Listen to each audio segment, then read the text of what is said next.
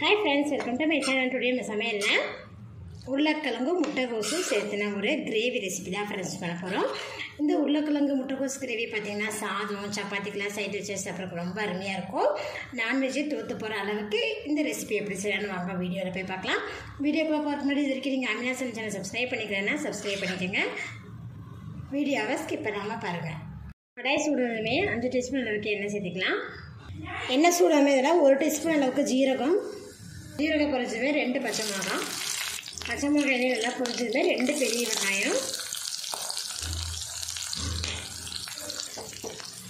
பெரிய வெங்காயம், கண்ணாடி பத அளவுக்கு வதங்கின போதும்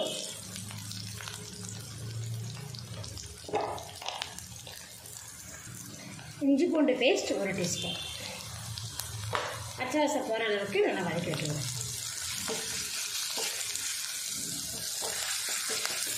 ஹை ஃப்ளேம்லேயே பச்சை வாசம் போகிற அளவுக்கு நல்லா வதக்கி விட்டுட்டோம். இப்போ ஃப்ளேம் வந்து லோ ஃப்ளேமில் வச்சுட்டோம். மஞ்சள்தூள் 1/2 டீஸ்பூன் சேர்த்துக்கங்க. மிளகாத்தூள் உங்களுக்கு காரத்துக்கு தகுந்தபடி சேர்த்துக்கலாம். நான் பார்த்தீங்கன்னா 1 டீஸ்பூன் சேர்த்துக்கிறேன்.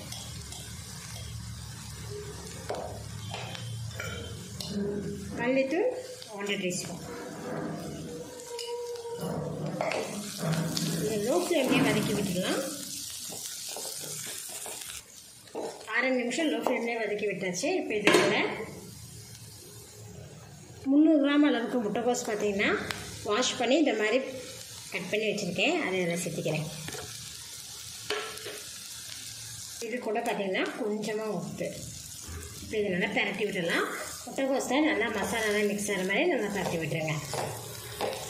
முட்டைகோஸை மசாலாவோட பார்த்தீங்கன்னா நல்லா பரட்டி விட்டேன். இது நல்லா வதக்கி விட்டுருவோம். லோ ஃப்ளேம்லேயே வதக்கி விட்டதுக்கப்புறம் ஒரு 1/4 கப் அளவுக்கு நம்ம தண்ணி சேர்த்துக்கலாம். நல்ல தண்ணியை சேர்த்துட்டு நல்லா கலந்து விட்டுட்டு மீடியம் ஃப்ளேமில் இது 5 நிமிஷம் குக் பண்ணுங்கள். 5 நிமிஷம் பார்த்திங்கன்னா பாயில் பண்ணிவிட்டு நம்ம ஊற்றுன தண்ணியெலாம் பார்த்திங்கன்னா பாருங்கள் நல்லா வற்றி இருக்குது. இப்போ இது கூட பார்த்திங்கன்னா 2 உருளைக்கிழங்க வேக வச்சு வச்சுருக்கேன். அது இதில் சேர்த்துக்கலாம். கூடவே உப்பு வேகும்போது உருளைக்கிழங்கு வேகும்போது நான் உப்பு போடல. ஸோ கொஞ்சமாக உப்பு போட்டுக்கலாம். போட்டு இதை நல்லா பரட்டி விட்டுட்டு லோ ஃப்ளேமில் இது 5 நிமிஷம் வச்சுருவேன்.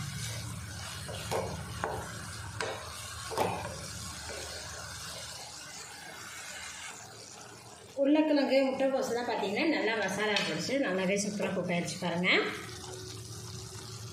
இப்போ இது கூட பார்த்தீங்கன்னா பொடியாக நறுக்குனா கொத்தமல்லி தழையில் சேர்த்துடலாம்.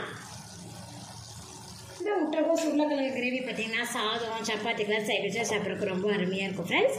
நீங்களும் இதை போல் ட்ரை பண்ணி பாருங்கள். என்னோட இந்த வீடியோ உங்களுக்கு பிடிச்சிருந்தா லைக் பண்ணுங்கள். மறக்காமல் ஆமினா சேனல் சப்ஸ்கிரைப் பண்ணிக்கோங்க. நன்றி.